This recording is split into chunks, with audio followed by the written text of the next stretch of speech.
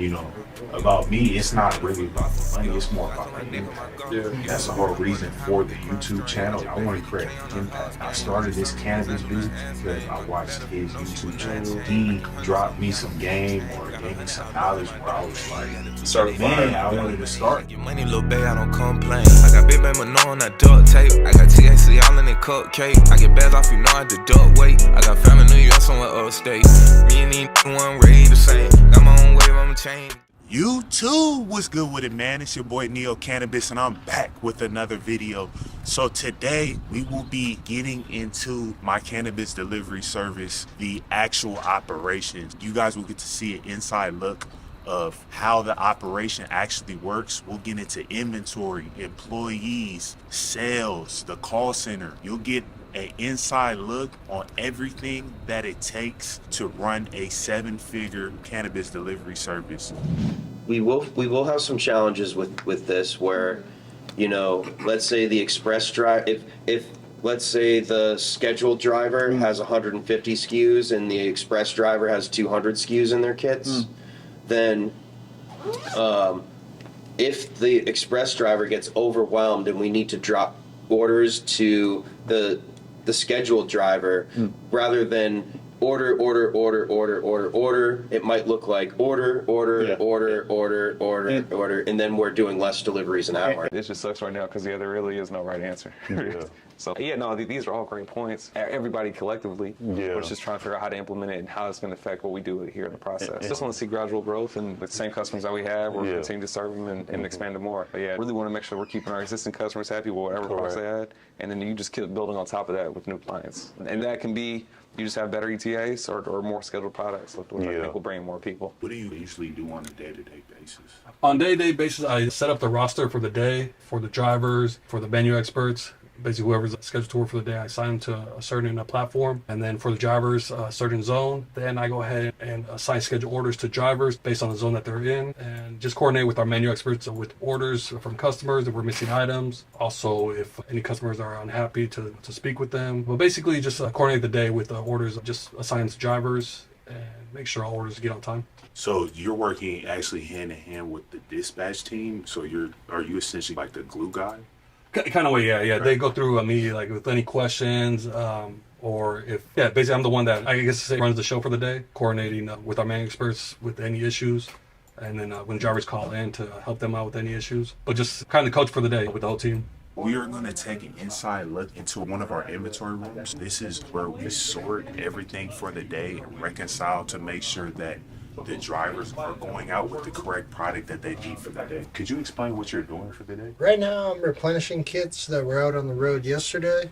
We're filling items that were sold. And what do you usually do like on a day-to-day basis? Day-to-day basis, I'm filling orders that come in, helping drivers get organized, get out on the road, ensuring that the items that are supposed to be in here are here, replacing anything that's missing, restocking shelves. Pretty much anything anyone needs when you're a team this tight, you gotta do what you do.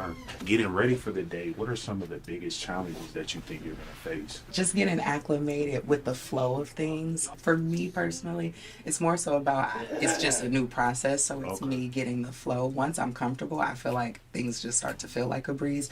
Right now, I feel like, okay, let me make sure I'm doing this and doing that. So that's the only thing, is just the new process and procedures. It causes for a bit more tasks that we ourselves have to complete, more so than the managers doing it for us like we used to. What I am doing now is getting ready to pack my car. So what we do is we come in. The board right now, we're going to get, they said, a new TV screen, so it'll be on the screen that will come in. But this pretty much lets us know what zone we're going to be in. This number tells us what cubby to go to pick up our supplies, the money bag, the phone that we're going to be using. And then the letter here tells us the terminal that we're going to pick up, and that's going to be what I'll have in my car. Yeah, so that pretty much just lets me know what I'm going to be doing today. I got the phone. I'll be driver 12. I don't see the money, so then that's what I'm going to do, is ask the money. Ask questions. Yes, exactly. So we sign in for the vehicle inspection, which I already, as a company liability, we're driving your car just as well as we're mindful of ours. We want to make sure that we're doing the same with you guys. So the pre-trip form, it just pretty much takes us through a series of questions and pictures that we have to take as we answer those questions. How would you rate the company's implementation of using softwares to make different tasks and things more efficient and easier and manageable? I would give them an 8. And I'm saying 8 because obviously there's like room for improvement in regards to how things work. I know that there are some apps that are going to be in use, but they're figuring out how we'll be using it and how it's going to work for us. But for the most part, like when I did my ride along, I'm thorough, so I did write out the steps that they were doing, but the flow of going through the apps and things, it was pretty nice. Like, it was nice, it was easy, it was no hassle, and I appreciated that. What's great is, as an owner, I always love to hear feedback to make things more efficient and figure out if there are pieces where we could optimize or make it easier for the drivers, because we don't know, we're not out on the road. It's just great getting that inside look on what are the drivers thinking? Are they thinking we should not do this or we should do something another way? Because at the end of the day, you guys are the face of the company. Yeah.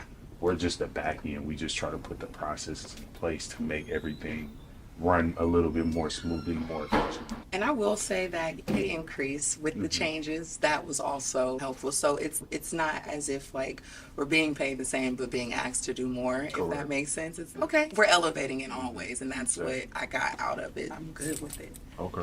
Doing this since 2018, like we've seen a lot of things happen. Not anything tragic to our drivers, but we've seen people in the industry and people who are more so lax on protecting their drivers and putting those systems in place. So everything that we do, there's a strategic reasoning behind it. And from the back office, how they verify orders, verify customers, to you guys, how you're actually delivering that order, there's a reason behind why we do everything. And it's all first because of driver safety. Brent Bell, I've been involved with Royal Greens for, I guess, going on 5 years now. It was easy for me to work with you guys every day. It went from a couple weeks to now we're looking at 5 years and multiple businesses. And yeah, it's pretty much how just along for the ride. So I guess the official title is sales and ops, but that's really just a fancy word for just having multiple hats, anything that needs to be done. Our tech stack, pretty extensive. Again, we went overkill, I guess. Really, my job is to integrate it into one full tech stack. But for the most part, the key basics that you need, you're going to need a driver dispatcher software, so that can be either Toucan, what we used to have, which is like a cheaper option if you want to get in, but on fleet, that's really more of an enterprise, large scale. Not just cannabis companies use this, really a lot of dispatching driver operations use this as well. How you're sending out orders, how the driver receives orders, basically shows you all the customer's information, how to get there, route optimization. So this will let you know if a driver's moving too slow. And then from here you can basically quarterback the whole operation just with this application in itself. And then of course, you're gonna need a POS, where luckily we have Blaze, which is probably one of the top, if not the top, application for POS software in cannabis. And then for communication with customers, we have multiple. We have Dialpad and also Zendesk, but of course with cannabis it gets a little tricky. And then of course you're going to need like an e-commerce website. So right now we have Green Rush. So Green Rush is our own in-house software. So it's something that we'll be touching on, and it's something that is going to be a really integral part of how we build this company. Customer service is always key, just in any business. I think most people, they struggle with how to be nice and efficient versus how to be aggressive and get the most amount of money. But it's really a ballet between being graceful. Sometimes you can have an angry customer. Sometimes you can have somebody that has a lot of questions. You just really need to be patient and kind of understand. A lot of customers don't know. Cannabis knowledge is not there. This isn't like a car or somebody behind a plant. There's a lot of features behind it. People like to think it's just all about THC, but there's cannabinoids, terpenes, a whole lot of other aspects that actually make cannabis unique. And you have to be able to translate all that through the phone. Now, a lot of times, the call you just saw me take, he already knew what he wanted, so I made it easier. But sometimes we have somebody's grandma that's looking for tincture. We have an advantage because, you see me taking calls, but we have 4 menu experts who are answering the phones, and then we also have virtual assistants in the Philippines who help with a lot of texting and putting orders. If our menu experts can't handle the call, it'll shoot over to me. Then I can easily process the order through here. Again, I'm giving the same assurance. They're not knowing that they're talking to somebody that's not a dispatcher. I'm just a person on the phone. Our menu experts will be the second tier. They're answering the phone, responding to text, chats, and they're based all throughout the United States. And then we have our virtual assistants who are based in the Philippines, who really just input a lot of text, a lot of WeMaps orders, a lot of Nug orders, website orders too. So just having a team of multifaceted, so the strengths of the menu experts is that they're answering the phone, that quality assurance is always going to be there, and then at the same time you have virtual assistants who are answering all the texts, not remedial because they're hard too, but a lot of things are easier for them. You have to walk before you can run. Exactly. That's why I don't even touch on the higher level things, Yeah. because nobody that I've talked to is like on the scale Yeah. that we are. So it's like, I'm not gonna touch on these higher level things, but as I'm giving people an insight on the business, then they can be informed, being shown this kind of inside look of how a business of our scale is ran. Yeah, it's a team effort. I keep going back to that, but yeah, it's not just me. I can take a day off, really any day doesn't work, especially with the goals we're trying to attain. So you got to work 8 days a week. My name is Daniel Soto, one of the operations managers. We've elevated from 3 cabinets, 4 cabinets to what you see here, which is more of a cannabis modern day warehouse for inventory. We probably meshed somewhere between 600 products on one side to 200 products on the other side. Hopefully, as we elevate, I'm looking at somewhere above 1,000 products rolling around in the inventory at any time. Obviously, that'll fluctuate just based on sales, product rotation, availability. As we go through and look at this inventory, there's going to definitely be some things that will cycle out, some of our products that will cycle in. The goal here is just to give the customers products that they would like to smoke. I take a lot of pride in knowing the products. What are some of the main challenges? Organization is key, and as I learned, that's definitely one of the more important. Understanding your money sitting on the shelves is money that's static, that's not going anywhere. I come from alcohol warehousing to where you have to limit the amount of alcohol you have on the shelves to understand how much money is coming in and out, but also having enough product on the shelves to be able to provide for your certain retailer. So here, the goal and challenges are going to be understanding our customer base and the integration between the two. Setting up an inventory like this comes with a lot of dedication. Those that have built this structure and put it in place have set a system of operations to be followed. So if I leave, someone could come in and pick up those and be able to understand how to operate within that. This is pretty much all the inventory is, or the heart of the operation is. Anything and everything that you need, whether it's flour, extracts, disposables, pre-rolls, got your accessories over here. Yeah, it's pretty much the one-stop shop for everything cannabis related. It's a little crazy right now just because we put it together fairly quickly, but you just pretty much want to organize it by categories. So you want your flowers in the same spot, as your pre-rolls in the same spot, edibles in one spot. Just so when we're going through and we're packing orders, we need to be able to find it as efficient as possible. So you can't really do that if everything is just thrown together. You need organization behind it too. This is another thing people don't really think about is how to manage your inventory. This kind of plays into our buyer and inventory manager. The inventory room isn't just a storage room, it's an office too as well. And this is probably just as critical as having dispatchers and drivers. There's 2 methods that most cannabis companies do. You either do a honeycomb model or ice cream truck model. So basically ice cream truck is that they'll have the kit, all their products in one bag. The driver will have it with them, secured to the car, lock case. Most of the times it'll have an air tag or some other tracking device in it. If not, both the car and the bag. So there's that way. And then also honeycomb, which is the drivers they pack orders, they come and they leave, or they leave with 10 orders, they'll leave with 1 order, but they'll always come back. Or pizza shop. We're a little bit more complicated, so it's easier for us to do a hybrid just because we have a lot of different moving parts, more resources. But first, if you're just starting out, if you and me were just starting a company in New York, we would probably do the ice cream truck model just because we wouldn't have a whole bunch of products. We maybe have 10 SKUs. You can fit all that in the bag in one car. That'd probably be the easiest way to start out. And then once you start to scale up, you can start doing scheduled orders, start having more inventory in your safe, make that safe room available for people to order next day.